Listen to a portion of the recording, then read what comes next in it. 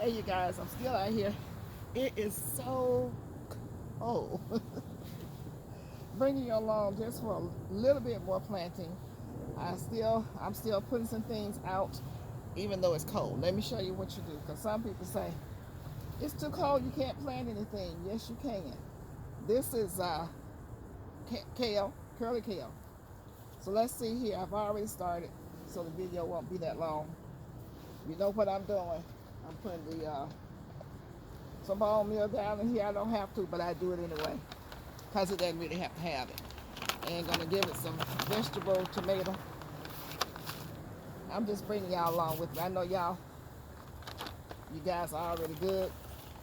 Blood meal. Let's just have some fun, okay? Let's have some fun, y'all. Okay, so we're gonna just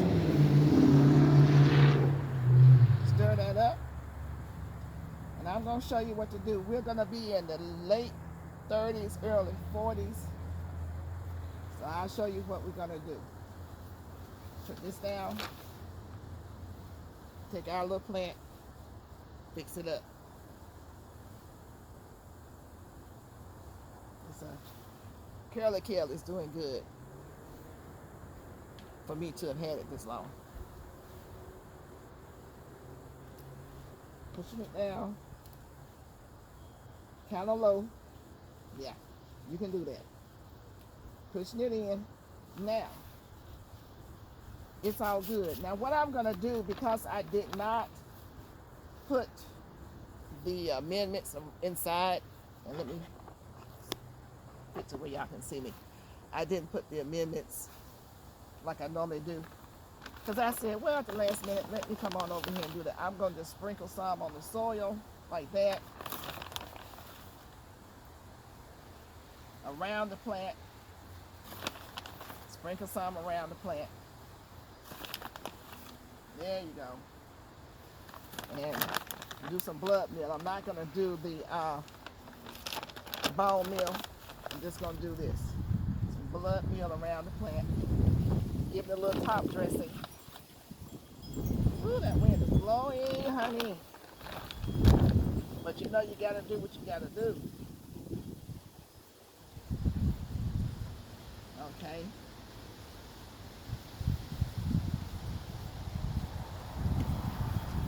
Now, what I'm going to do, now that we've gotten all that done, let me close these up before they blow away. It's going to get low because this is freshly in some soil like this, and the temperature is going to drop. I will water it in, and that's good. That's a good thing. But let me show you what I'm going to do once I water it in. Hold on. Once I water it in, I'm going to insulate it. Going to give it some insulation, which is going to bring it up several degrees. Let's see here. We'll just take a piece of cloth. This is a roll cover. Put it over it. Look like there's a bug on here. I hope it's not a spider. Okay. It's too cold for spiders. And bring that around. You don't need to mash the top because this is grown up, so don't mash the top. Don't have it down too tight.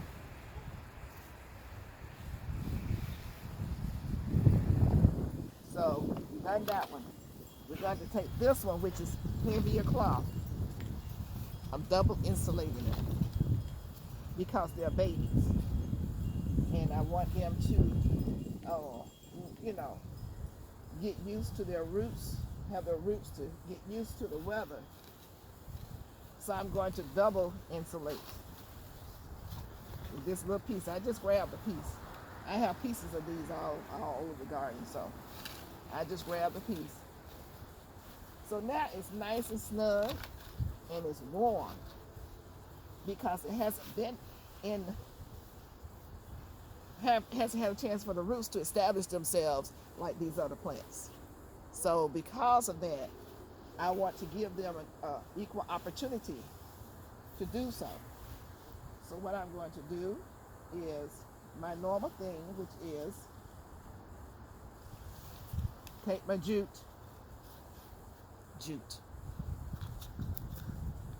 J-U-T-E. Jute. Let me make sure I'm spelling that right.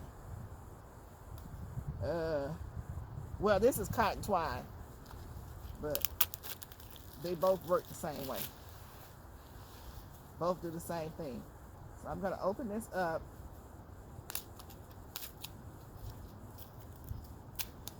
And we're going to do what you know I'm going to do. We're going to wrap it around the body of the plant. Here's the beginning. Going to take this and go around the body of the bag, not the plant now, not the plant. No, we don't want to do the plant. Just going to do the bag. Bring it all the way halfway down. And get your measurements in. Go on ahead and cut your string.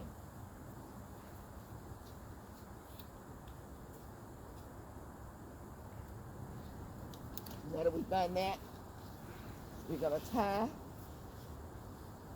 it all the way around. And you can do this if you have one of those metal square gardening container gardening type things, the big beds. You can just take this around because they got grooves in them, so you can take it around the groove and tie it in that. So we're going to tie this into a bow because we're going to come back and water it and fertilize it. So you don't want to make it a tight knot and then you have to use up more string. So my hands are cold, so please forgive me. I'm tying it tight, putting a bow on it, and I don't have to worry about the varmints because they ain't out here. It's too cold for them to be out here. So we don't have to worry about the insects right now. Right now we're just trying to keep the cold off and give them a chance to get their roots established. This way it keeps it from blowing away. So we have this down to keep the air, cold air off and give it a chance. And it's going to stay on here. It'll just stay on here for about maybe 2 weeks. Give it a chance to establish itself because you know it takes about 2 weeks, a week and a half to 2 weeks for the roots to establish themselves. So you'll know it because they'll perk up. So, okay, you guys, I just wanted to bring you along and let you help me plant my kale and show you how to insulate it when the weather is cold. I know a lot of you say it's too cold to plant. No, if it's in the teens or below that, you still can, as long as you insulate it. You may need some hard plastic covering or something like that, but you can do it. But since we're just going down to the late 30s, early 40s, this is perfect. This will be okay. And this is a cold weather plant anyway. So we're fine. We're fine. All righty. This is it. Happy Thanksgiving, you guys. And I'll see you. Uh-oh. This is Miss Gail signing out. I'll see you in the garden. Bye-bye.